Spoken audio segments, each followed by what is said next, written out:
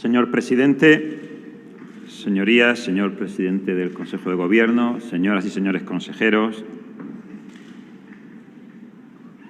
para mí siempre ha sido un honor comparecer ante esta digna asamblea y de nuevo lo es hoy, poco después del tercer aniversario de nuestro juramento como diputados, en el que inevitablemente es el último debate sobre el estado de la región en el que participamos los diputados actuales de mi grupo parlamentario. Intentaré ser constructivo y aportar al menos un par de ideas que puedan resultar útiles para mejorar la región. No puedo dejar, eso sí, antes de entrar en materia, de referirme a algunas manifestaciones que me parecen muy relevantes de entre las que han sido formuladas por los representantes de los grupos de la oposición. En primer lugar, y creo que es importante que afrontemos este debate con esta idea en la cabeza, porque un mismo concepto, una misma idea pueden generar resultados muy diferentes a la luz de la razón y la verdad en vez de a la luz del sectarismo y de los malos sentimientos. Fíjense, les voy a poner un ejemplo. La señora Marín, hablando de violencia de género, decía que el 96% en la región de Murcia, el 96% creo que ha dicho, el 90%, bueno, por ahí andaba, de las sentencias en materia de violencia de género son condenatorias. Pero fíjense, no ha mentido, ¿eh? No ha mentido. De los asuntos que llegan a juicio, el 90 y pico % de las sentencias son condenatorias. Lo que no ha dicho es que de 1.730 denuncias, solo una mínima parte ha llegado a juicio, menos del 25%. Lo que eso significa es que si ha habido 467 condenas, un 75% de los hombres que habían sido denunciados eran inocentes. Eso es lo que se le ha olvidado decir a la señora Marín. Por tanto, a la luz de este dato, que es comprobable, es como deben entenderse las manifestaciones que la oposición nos ha realizado a lo largo de toda la mañana. Esto era un simple ejemplo. El señor Lucas, por su parte, ha montado una interesante intervención alrededor de un concepto antiguo, lo formuló Jean-Jacques Rousseau, que es el contrato social. Posteriormente abundaron sobre él Locke, también Hobbes. El único problema que esto tiene es que es una teoría jurídica amplísimamente superada hace ya muchísimo tiempo. Alejandro Nieto, catedrático de Derecho Administrativo, lo definió magistralmente. Inicialmente era una ficción jurídica, finalmente queda convertido en lo que se denomina un mito globular, es decir, magnífico para sustentar tesis doctorales, para sustentar también discursos en las Cortes, pero en cuanto uno se acerca, vacío de contenido. Así lo manifestó concretamente en su trabajo Falsedades, ficciones y mitos políticos, el contrato social. No existe el contrato social más que para aquellos, esto es importante de verdad, y yo puedo entender el planteamiento del Partido Socialista, pero fíjense, señorías, apoyarnos en la teoría del contrato social es un posicionamiento positivista. La teoría del contrato social lo que viene a decir es que no existen valores en el ser humano fuera de lo que positivamente se quiera disponer. Es decir, asesinar a una persona no está mal en sí mismo. Está mal porque los seres humanos se han reunido y de mutuo acuerdo han decidido que eso está mal. Si al que matamos es a un niño en el vientre de su madre, eso no está mal en sí mismo, porque la ciudadanía ha hecho un contrato y ha decidido que eso está bien. Esa es la teoría del contrato social. Es una teoría absolutamente juspositivista que parte de la negación radical, no ya de planteamientos que pudiéramos llamar religiosos, que quizá no son los que voy a invocar en este momento, pero sí de fundamentos básicos de derecho natural. Es decir, consiste básicamente en negar que para el ser humano existen valores supremos que son incuestionables, que para algunos provendrán de la divinidad, quienes sean religiosos, pero que para otros muchos provienen simplemente de la condición humana. Miren, señorías, hay valores que existen y están ahí, no porque los hayamos pactado, porque no son negociables. Hay valores que están ahí porque dimanan de nuestra propia condición como seres humanos. Ojo, no estoy negando la legitimidad del discurso del señor Lucas. Es un discurso propio del materialismo dialéctico, aquel que niega toda chispa divina en el ser humano, para el cual todo es positivismo. Bien, a la luz de estas dos manifestaciones previas que me ha parecido interesante y útil realizar a la hora de afrontar los discursos tan agrios que hemos tenido que escuchar por parte de la oposición, voy a entrar un poco en materia. Miren, comenzaré refiriéndome al empleo.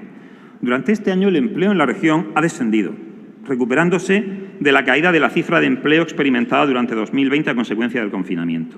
Es el empleo de las mujeres, curiosamente, el que más crecimiento porcentual ha experimentado, con un 5,2% frente al 3,2% de crecimiento del empleo en los hombres. Esto no coincide, señorías, con las permanentes quejas de según qué colectivos, ¿verdad? Si al inicio de la legislatura, especialmente al cierre de 2019, la tasa de paro en la región era más alta que la tasa de paro nacional, en la actualidad las cifras de paro en la región son algo inferiores a las de la media nacional. Si observamos la evolución del desempleo por grupos de edad, veremos que la tasa de paro juvenil dobla a la de la población madura. Pero también habrá que destacar, si queremos hacer por lo menos el intento de ser justos, habrá que destacar su descenso en más de 6 puntos porcentuales durante el transcurso de la legislatura. No pretendo manifestar que esto sea más que un punto de esperanza en lo que todavía es un océano de consternación. La región de Murcia se encuentra en el puesto 13 del ranking de Producto Interior Bruto de las comunidades autónomas. No me parece satisfactorio.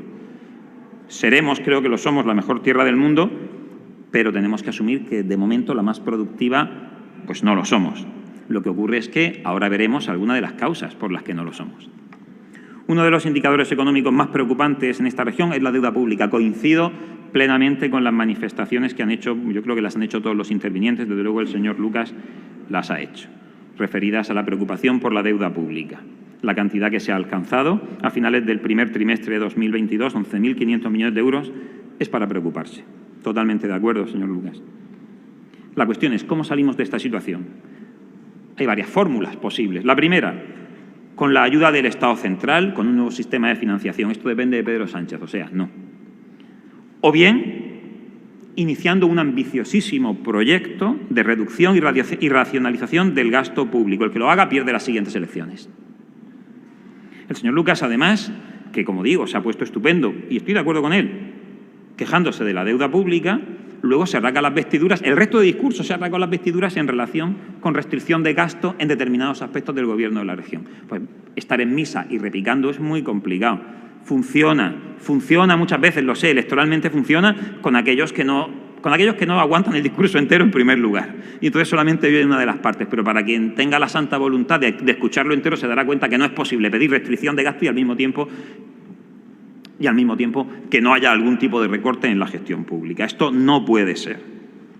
La única solución al final, el señor Lucas, al igual que yo, ha manifestado su voluntad de aportar alguna solución útil, pero yo al final la única que me ha quedado clara es que tenemos que hacerlo presidente a él. En cuanto al IPC, en la región se está sufriendo en mayor medida el aumento de precios en comparación con la media nacional. Se echaba en cara al presidente del Consejo de Gobierno que en su día se preocupara, cuando se produce la reforma laboral, por el freno o el retroceso que pudiera generar en situación de empleo. Lo que es indudable que tenemos en este momento es una situación de inflación, que no es un problema menor. En materia de inversiones, un importante porcentaje del presupuesto regional quedó el año pasado sin ejecutar. Una parte pequeñita corresponde a la carretera de Benizar, pero ahí sabemos que la negativa es socialista, la del gobierno manchego. El resto, es verdad, no tiene que ver con el PSOE, sino con nuestro sistema de gestión administrativa funcionarial, que tenemos que mejorarlo. El Gobierno ya nos ha presentado algunas iniciativas de simplificación administrativa, el trabajo por hacer. Recuerdo que hablábamos de esto en el debate de investidura también. Quedan todavía cosas por hacer, pero desde luego es innegable que algunos pasos se han dado ya. Cada inversión que no realizamos, y de esto somos plenamente conscientes, dificulta el buen funcionamiento de un sector tan importante para la región como lo es el primario. En materia de agricultura, ¿qué puedo decirles? Es el sector más vital y pujante de la economía murciana. La producción se acerca a los 2.100 millones de euros y da empleo al 10% de la población activa de la región. Sé que parecerá ridículo y probablemente sea innecesario defender aquí precisamente la importancia de la agricultura para la región. Pero miren, es que este último año nos ha enseñado que son muchos todavía los que no quieren comprender la importancia de este sector productivo, los que se empeñan en que sea percibido por la ciudadanía como un enemigo, los que quieren incluso que asociaciones y fundaciones del sector agrario sean proscritas con carácter preventivo. Eso lo hemos escuchado. Lo hemos escuchado y lo hemos visto negro sobre blanco en alguna iniciativa de algún grupo de la Cámara. Pues miren, la región de Murcia es la tercera comunidad autónoma más exportadora de España, solo por detrás de Andalucía y Valencia. Y esto se debe en muy buena parte a la aportación del sector primario. La aportación a la balanza de pagos española de la región de Murcia en sus exportaciones es muy difícilmente soslayable. No solo la agricultura, decía, el conjunto de la industria alimentaria representa un 20% del PIB de la región de Murcia. Da trabajo de manera directa a 73.000 murcianos. Todo ello sin tener en cuenta todas las empresas auxiliares que también contribuyen a este crecimiento. La inversión de los últimos lustros en infraestructuras y vías de comunicación, además de la ubicación geográfica que tenemos en la región, nos han otorgado un potencial privilegiado. Pero estoy hablando de potencial que aún no hemos conseguido desarrollar. Es un hecho que basamos nuestra economía principalmente en las exportaciones, decía, de productos agrarios y alimentarios. Esto se debe, sin duda, a su cantidad y calidad, pero también a la capacidad de adaptación del producto en calibre, en peso, sabor, propiedades, que hemos sido capaces de desarrollar gracias a la continua investigación de nuevas variedades, a lo cual ha contribuido además muy notablemente el Instituto Murciano de Investigación y Desarrollo Agrario. La principal vía de exportación de los productos, a falta de otros, naturalmente la carretera, el transporte terrestre. Esta es la razón, o una de las razones, por la que los elevados precios, los elevados impuestos al carburante nos empobrecen especialmente a nosotros. Algunos, decía, se empeñan en ver, pese a todo lo que acabo de decir, en la agricultura exclusivamente un agente nocivo y perjudicial para el Mar Menor. Hace un momento, tengo que confesar que me he distraído durante apenas 1,5 segundos o 2 segundos durante la intervención de la señora Marín, y cuando rápidamente he recuperado la atención estaba hablando de un lodazal en descomposición. Creía que estaba hablando de Podemos, pero no, estaba hablando del Mar Menor. Voy a hablar del Mar Menor yo también. Para tratar de combatir esa percepción que se ha intentado, y que yo creo que en parte por desgracia se ha conseguido interesadamente, de crear esa idea de que la agricultura es incompatible con el Mar Menor, en su momento Partido Socialista, Partido Popular y Ciudadanos crearon la figura del operador agroambiental, cuya misión básicamente es hacer cumplir a los agricultores del campo de Cartagena la Ley de Protección y Recuperación del Mar Menor, así como ayudar a controlar la contaminación por nitratos. Sin embargo, lo que también hemos visto es que los nitratos que entran al Mar Menor proceden en muy buena parte, en su mayor parte, no de la agricultura de hoy, sino de la agricultura de hace lustros, décadas incluso en algunos casos, que están en el acuífero cuaternario y que siguen llegando al Mar Menor a día de hoy. Se ha instado al Gobierno central a actuar en relación con la rambla del Albujón, a través de la cual llegan estos nitratos. La respuesta, de momento, no se ha producido. Lo único que hemos tenido ha sido la utilización del problema del Mar Menor como excusa para atacar, por enésima vez, el trasvase Tajo Segura. De acuerdo con el borrador que tenemos del Plan Hidrológico del Tajo, se podría producir una reducción del trasvase en origen de 117 hectómetros cúbicos a 176 hectómetros cúbicos, aproximadamente, en función del periodo considerado. ¿Se han parado, señorías, ustedes a pensar detenidamente las consecuencias que esto va a tener? Estamos hablando de una pérdida de superficie regable de 12.228 hectáreas aproximadamente, de una pérdida del valor de producción que se elevaría a 137 millones de euros por año si se considera el total de las mismas. Estamos hablando de más de 5.400 empleos que se perderían. Parece que ya estoy viendo el entusiasmo de la izquierda pensando en la cantidad de nuevos funcionarios y nuevos recursos que habrá que destinar a servicios sociales. Resumiendo mucho, que económicamente, señorías, me temo, estamos condenados a pasar graves dificultades, con la excusa del Mar Menor. Y si a pesar de todas esas dificultades que nos va a tocar pasar, el Partido Socialista no llega a hacerse con el poder en Murcia, yo ya no sé qué podrán inventar. Desechado el plan vertido cero por el Gobierno central, la izquierda únicamente quiere oír hablar de soluciones en origen, es decir, cargarnos la agricultura más productiva y tecnificada de Europa. Se trata de una solución además que no funcionaría, tardaría años, aun cuando mañana mismo ningún agricultor volviera a su finca, cuando no se hiciera absolutamente nada más, simplemente dejando que el curso de la naturaleza, pasarían años, una serie de años que no nos podemos permitir para resolver el problema del Mar Menor. Sin el concurso del Gobierno central, el problema del Mar Menor no tiene solución. Lo voy a repetir. Sin el concurso del Gobierno central, el problema del Mar Menor no tiene solución. Hablaré de educación, señorías. Hablaré de educación, solo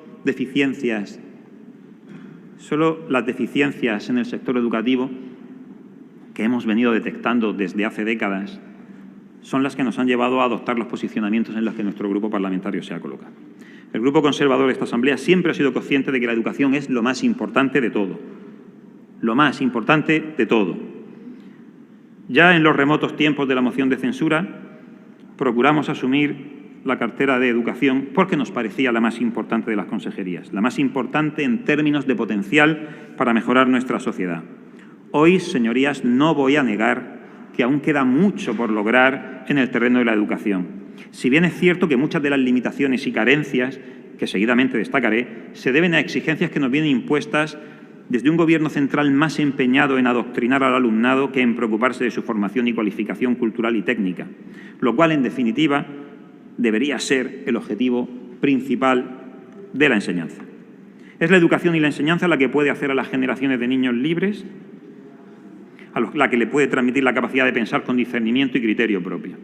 Pero eso sí, también es a través de la educación, y esto lo sabe bien la izquierda, y así lo ha demostrado en sus sucesivas leyes educativas desde la democracia, que también se puede utilizar la educación no para formar, sino para deformar y para fabricar nuevas generaciones que piensen como le interese al partido en el poder.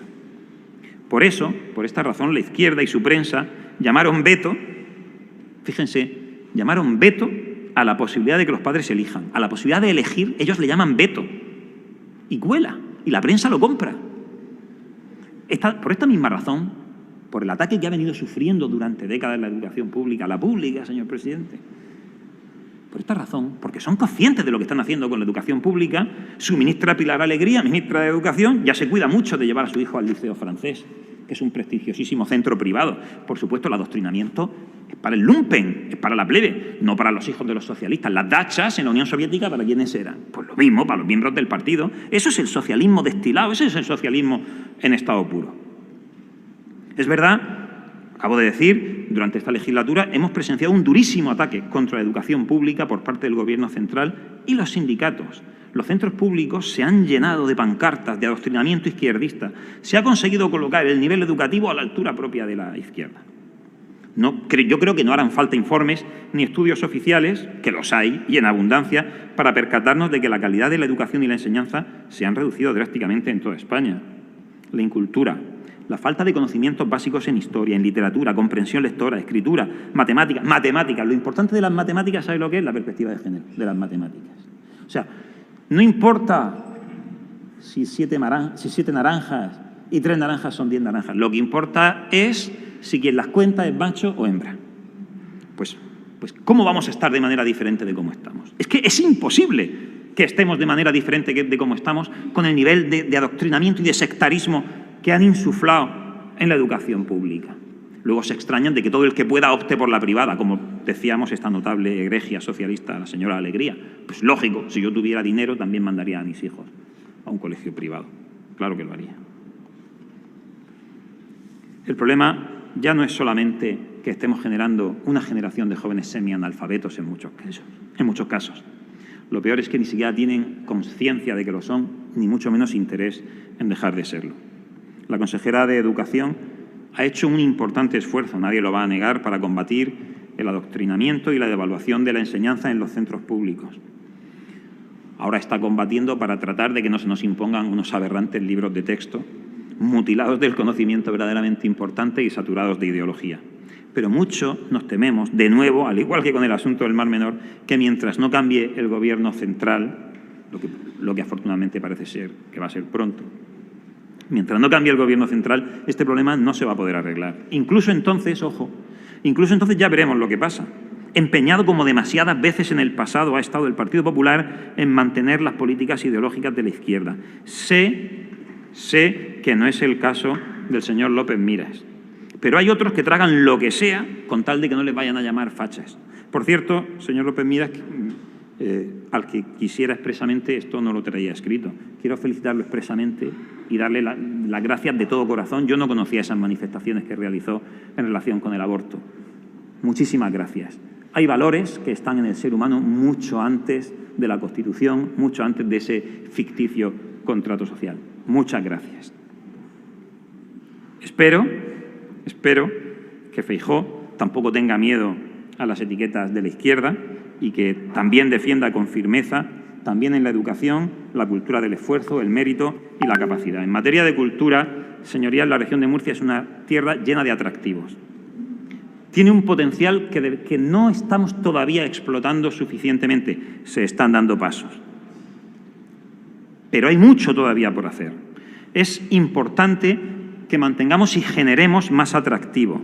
Una región moderna requiere que añadamos a esa otras razones para impulsar el turismo, que también es uno de nuestros sectores más importantes. No se me ocurre mejor forma que potenciar la generación de inputs económicos a través del turismo que la cultura.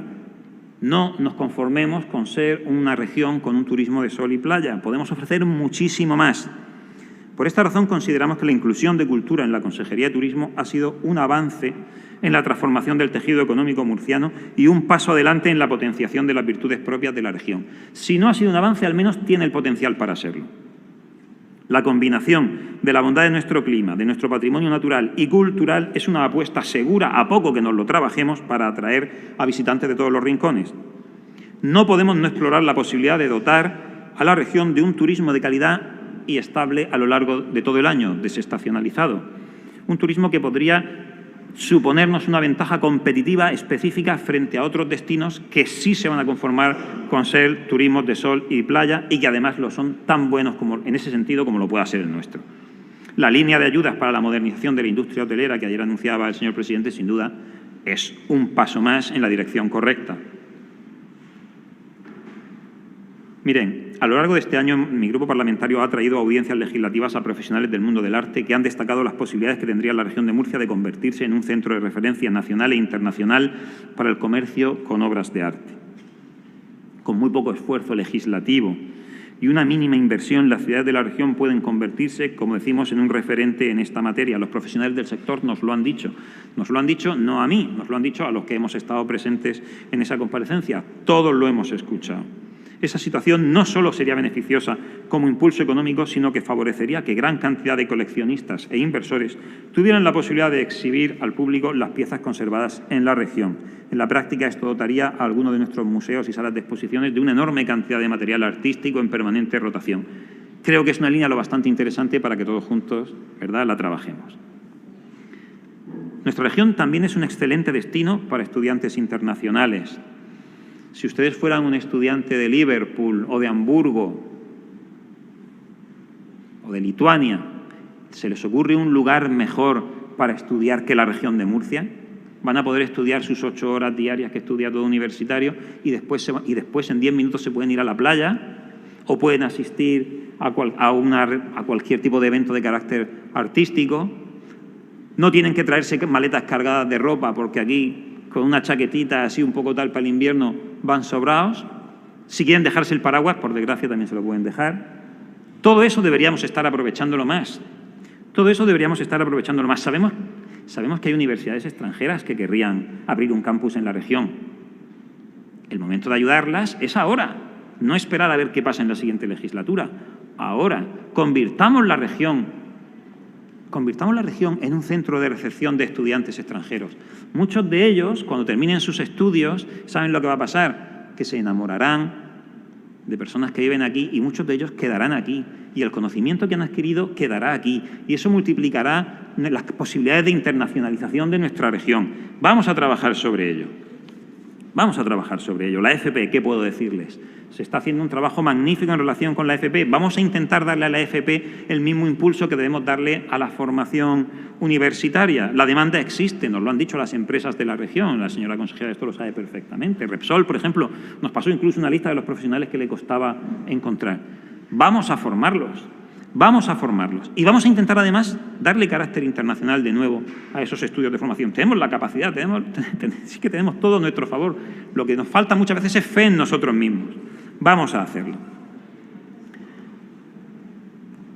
Entraré en cuestiones un poco mayores que además han sido formuladas aquí hace un ratito. El señor Lucas, de nuevo, quiero agradecérselo, porque yo inicialmente no iba a hablar mucho de esto, pero su mención me ha parecido importante y lo voy a hacer, ¿no?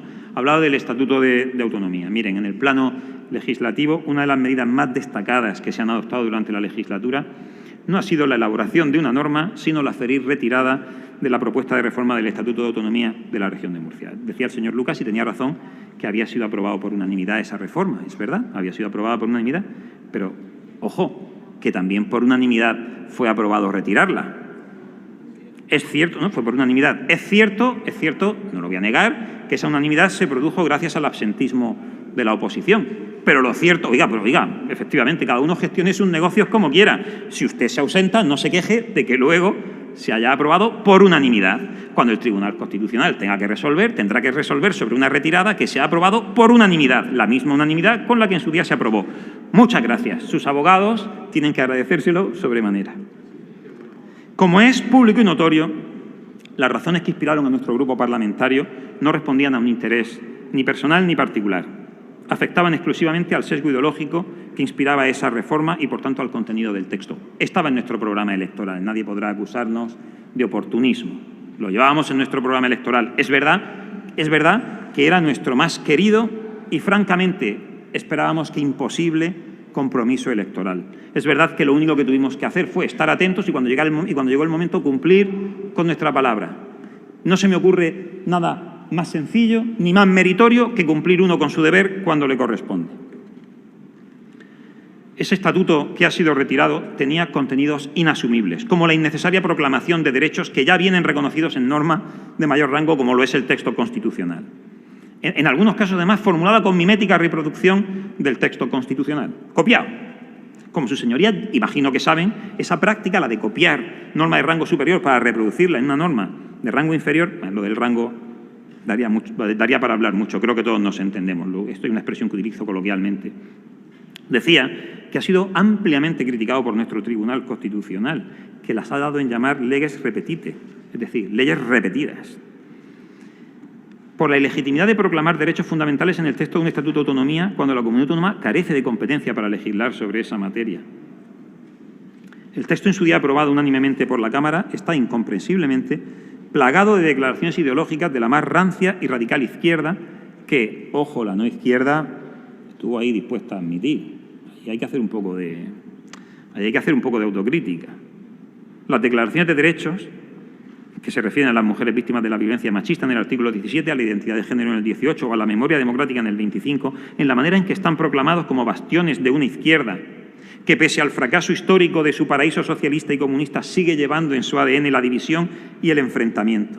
Ahora, tras ese fracaso histórico de la lucha de clases, ese enfrentamiento se enfoca al género, a la orientación sexual, al feminismo y recientemente al animalismo, lo que responde muy poco a la voluntad real de un electorado que, al menos en la región de Murcia, optó mayoritariamente por opciones políticas tradicionales y conservadoras.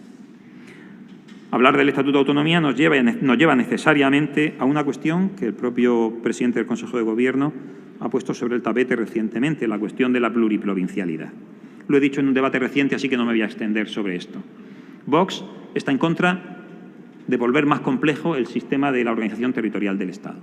Nosotros, mi grupo parlamentario, también está en contra de hacer más complejo el sistema de la administración territorial del Estado. Pero nosotros, siempre lo he dicho, algunos no se lo creen, nunca nos hemos dejado llevar ni por el fanatismo ni por el prejuicio inamovible. En esta materia, como en cualquier otra, lo que tendríamos que hacer sería sopesar, lejos de fanatismos terruñeros, lejos de la víscera y del rencor, lo que tendríamos que hacer sería simplemente sopesar si para la región de Murcia en su conjunto no sería positivo reconfigurarnos como una comunidad biprovincial o incluso pluriprovincial o triprovincial. Fuera, digo, de todo fanatismo. Sería mejor para la región de Murcia, nos daría más peso en Madrid. Creo que es un debate que en esta legislatura posiblemente ya no habrá tiempo, pero creo que es un debate que tarde o temprano tendrá que producirse. Voy a ir concluyendo ya. Durante los últimos 3 años, la región de Murcia ha tenido la suerte de contar con un gobierno preocupado principalmente por la estabilidad política y el progreso económico de la región. En ambas cosas hemos procurado secundarlo y darle nuestro mejor apoyo conforme a nuestro más leal saber y entender. También les hemos dado algunos disgustos, ¿para qué negarlo? Pero siempre ha sido conforme a nuestro mejor saber y entender, a lo que hemos creído justo y mejor para los ciudadanos en todo momento. Si nos hemos equivocado o no, los ciudadanos lo juzgarán. Ayer y esta misma mañana aquí, algunas personas se quejaban de que los portavoces de los grupos parlamentarios que venimos sustentando al Gobierno y, por tanto, la presidencia del señor López Miras, consideremos que ha sido una buena presidencia. Hace un momento aquí decían que lo que pasa es que estamos haciéndole la pelota porque queremos un cargo. El sectarismo y el no reflexionar sobre las cosas, yo no sé dónde va a llegar. Vamos a ver. Si fuimos nosotros los que en su momento votamos la investidura para que el señor López Miras fuera presidente, si somos los que cuando la moción de censura lo ratificamos y lo hemos mantenido en el puesto y nos hemos comportado con lealtad con él y hemos apoyado sus políticas, ¿será porque pensamos que lo está haciendo bien? Si es que es una cosa... Esa es la segunda cuestión. Tenemos que escuchar que nos llamen tráfugas quienes interpusieron una moción de censura contra su propio Gobierno. Claro, desde ese punto de vista, yo diría esquizofrénico, con todo mi respeto a los esquizofrénicos, de verdad. Desde ese punto de vista esquizofrénico, lo normal, imagino que será apoyar a un Gobierno y a un presidente, pero luego salir corriendo a la prensa a decir que es el cenagal ese al que se refería la señora Marín. Pues miren, no, nosotros procuramos ser coherentes. Unas veces lo hemos conseguido y otras no tanto. La realidad de nuestra región, de España, y me atrevo a decir que casi de la totalidad del mundo occidental, señorías, y voy a entrar en el tramo final de mi intervención, que va a tener un componente más ideológico, saben que para mí es fundamental. La realidad, decía, de nuestra región, de España, y me atrevo a decir que de la totalidad del mundo occidental, resulta incomprensible si no observamos lo que se ha dado en llamar de muchas maneras. Unos le llaman el nuevo orden mundial, otros le llaman el globalismo feminista y homosexualista, otros le llaman el movimiento woke. Hay muchas palabras. Miren, es un inconveniente momentáneo, no lo negaré, que quedan tantas personas que aún no se dan cuenta que, siendo importante y necesaria, que lo es, una gestión política y económica moderna y eficiente, la defensa de los valores y principios no puede ser descuidada. Las personas menos formadas pensarán que un debate sobre el estado de la región, pues a lo mejor no es el foro adecuado para mencionar estos problemas que son de carácter no estrictamente regional, sino global. Esas personas, sin duda alguna, quieren que hablemos solamente del Mar Menor, de la infrafinanciación de la comunidad autónoma y del agua. Y hemos hablado ya de estos problemas, además de otros muchos. Pero esos problemas que tenemos en la región de Murcia son manifestaciones locales ineludibles de una deriva internacional que debería ser preocupante para todos aquellos que aún conserven en su corazón y en su conciencia una mínima noción de lealtad y de compromiso ético y moral. El globalismo, no confundir con la globalización, el globalismo es un proceso político internacional cuyo objetivo no es un secreto, es decir, actúan a la luz. Su objetivo es acabar con los históricos Estados-nación europeos y sustituirlos por el gobierno de las entidades supranacionales. Un proceso, ojo, no se me malinterprete, yo no diré que este sea un proceso necesariamente de la izquierda, ¿no es verdad? Pero sí es verdad que encuentra convergencia con una izquierda radical, con nacionalistas separatistas totalitarios, con movimientos ácratas y antisistema. En definitiva, encuentra confluencia, como se dice ahora, con todo lo que sea contrario al orden liberal y constitucional establecido. Parte de la derecha política española confunde la naturaleza de este proceso e insiste en identificar el socialcomunismo internacionalista con este proceso globalista, cuando la realidad es que simplemente se trata, ya sean socialistas, comunistas, nacionalistas, separatistas, terroristas, extremistas, todo esto no son más que movimientos políticos en busca de una nueva división sobre la que construir sus políticas de enfrentamiento y enemistad. Simplemente han detectado en el globalismo una beta interesante que explotar. Son, por tanto, benefactores y beneficiarios del globalismo. Pero no nos confundamos, no son el globalismo mismo. Y también hay globalistas y muy peligrosos en la derecha. Francamente se lo voy a decir, casi nos preocupan más estos últimos. Casi más nos preocupan los que teóricamente no están en ese oscuro proyecto del globalismo, pero tampoco terminan de comprometerse en la oposición a cualquier clase de deriva totalitaria. Y cuando hablo de comprometerse, evidentemente, señorías, hablo de comprometerse de la única manera que lo sabemos hacer nosotros, que es con acción efectiva, no con palabras. Nos parece preocupante si simplemente es que aún estas personas no han tomado conciencia de los riesgos gravísimos de dicho proceso. Pero aún más preocupante nos parece si efectivamente han conseguido detectar los riesgos, pero eligen no enfrentarse abiertamente por una cuestión de cálculo político o de riesgo personal. Por esa razón, hace unos minutos le daba las gracias pan de corazón a nuestro presidente del Consejo de Gobierno porque asumió riesgos personales y a la vista está que han tardado poco en echárselo a la cara aquella vez que se manifestó en favor de la defensa de la vida. Señorías, señoras y señores consejeros, señor presidente del Consejo de Gobierno, dedicar toda nuestra energía a que las farolas se enciendan a su hora, a que la economía se reactive, a que suba la renta per cápita. Todo ello sin prestar atención alguna a la labor de zapa ideológica de la izquierda solo sirve, ya lo hemos visto, para que la colonización de las administraciones vaya a más. ¿De qué le servirá a la no izquierda ganar unas elecciones si luego tiene que gobernar instituciones públicas controladas por sindicatos e infestadas de izquierdismo, globalismo y doctrina woke? ¿Qué esperanza habrá, señorías, qué esperanza habrá dentro de muy poco, si no ocurre un milagro, cuando Pedro Sánchez haya consumado su asalto y haya asumido también, igual que lo hizo con la Fiscalía, el control del Tribunal Constitucional y del Consejo General del Poder Judicial? ¿De qué servirá entonces que gane las elecciones el Partido Popular? Descuidar la defensa ideológica de lo correcto solo sirve para que, incluso ganando las elecciones un partido de la no izquierda, los ciudadanos nos veamos obligados a vivir bajo la bota ideológica de la izquierda. Solo sirve para que los ciudadanos que creen en los principios de mérito y capacidad, de esfuerzo, de rectitud moral, simplemente se desencanten y se aparten de la política, o para que se vayan a partidos nuevos que prometen no abandonar la lucha ideológica, pero que luego solo saben instalarse en la radicalidad, el exabrupto y un totalitarismo hacia afuera, pero también hacia adentro.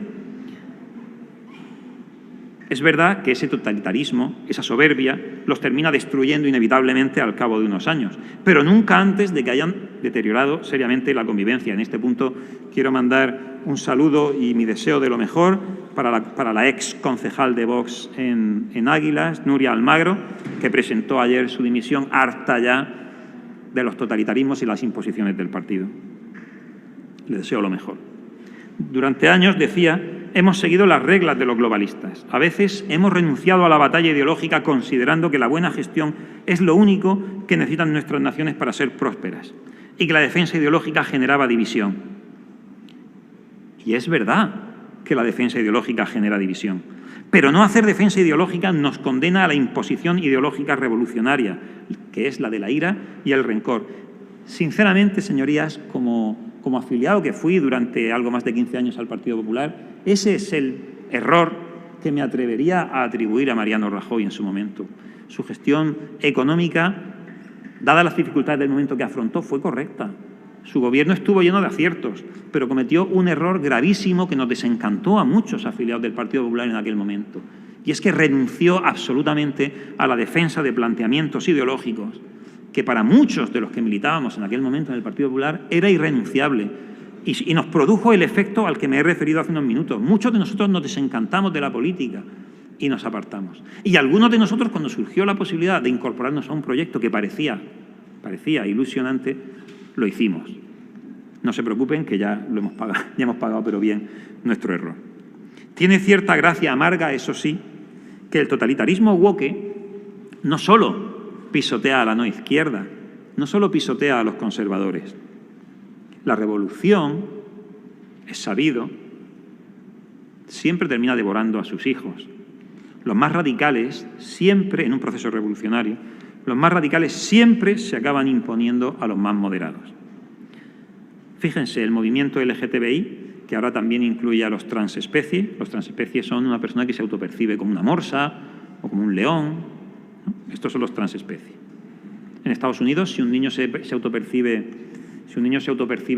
como lobo, por ejemplo, o como perro, vamos a poner el ejemplo del perro, el profesor tiene la obligación de llamarle Fido, porque si no el profesor puede ser despedido. Esos son los transespecies. Bien, decía, el movimiento LGTBI ha sido firmemente denunciado esta semana por la confluencia movimiento feminista. Y con toda razón se ha denunciado la aberración de hormonar menores de edad. Fíjense, me dirijo especialmente a los diputados del Grupo Socialista.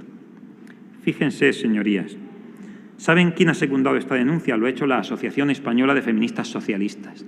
Y tienen razón, estoy con ellas totalmente en esto. De esta asociación forman parte además algunos notables socialistas de gobiernos anteriores. Miren, yo no soy socialista, pero en esto tienen razón. Tienen razón. La lucha que el feminismo ha realizado durante muchos años está en serio riesgo porque se están permitiendo posicionamientos que van a terminar devorándolos. Posicionamientos que sustituyen la realidad por la autopercepción, la realidad por la ideología.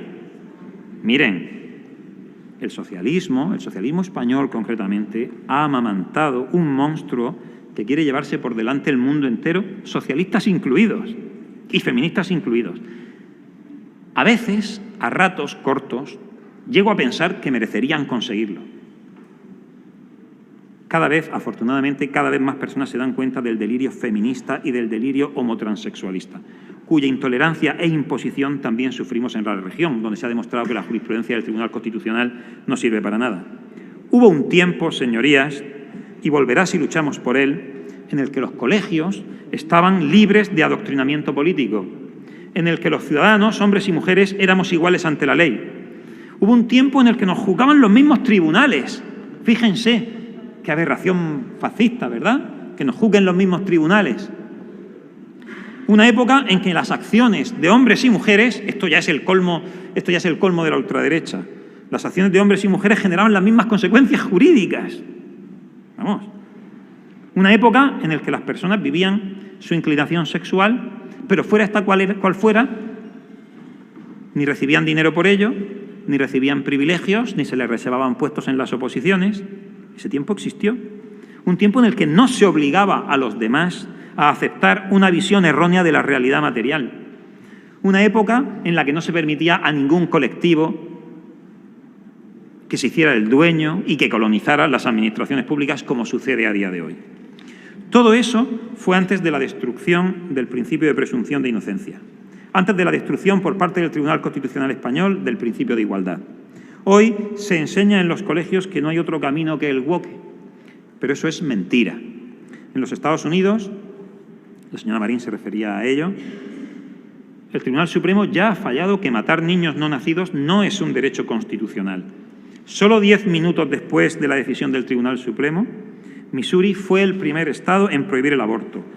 Ojo, salvo razones médicas de emergencia, naturalmente. Después se le unieron Arkansas, Idaho, Kentucky, Luisiana, Mississippi, Dakota del Norte, Oklahoma, Dakota del Sur, Tennessee, Texas, Utah, Wyoming. Es una buena noticia, aunque con matices, para miles de niños que no van a ser privados de vida antes de nacer. Y una muy mala noticia para algunos moralmente decrépitos magnates que gastan millones de euros en promocionar y favorecer sus agendas ideológicas deshumanizadas. Señores oscuros que han invertido millones para arrastrarnos a todos a la cultura de la muerte. Pronto está el día en que habrán de afrontar juicio ante tribunal insobornable. Señorías, todo esto que estoy hablando y que parece muy lejano, estaba hablando hace un momento de los Estados Unidos, ya no lo es. Ya no lo es en los tiempos del correo electrónico, ya no lo es en los tiempos de Internet, ya no lo es en los tiempos de la educación bilingüe en los colegios. El mundo se ha convertido en un lugar muy pequeño. No se puede gobernar la región de Murcia a espaldas de lo que sucede en el resto del mundo. Solamente, para concluir, una buena noticia por si alguien no ha reparado en ello. El futuro, señorías, no está escrito. Es verdad que los poderosos y sus agendas multimillonarias muchas veces nos parecen gigantes, imbatibles e inmortales. Pero eso es solo porque en demasiadas ocasiones los contemplamos solos, aislados de los demás y de rodillas. Señorías, juntos alcémonos. No permitamos que todas estas ideologías que son de la muerte, de la destrucción de los principios de mérito y capacidad, de la restricción de libertades individuales, no permitimos que todos estos pongan sus zarpas sobre la región de Murcia. ¿La mejor tierra del mundo? Muy posiblemente. ¿La única para nosotros? Con toda seguridad. Muchas gracias. Gracias, señoría.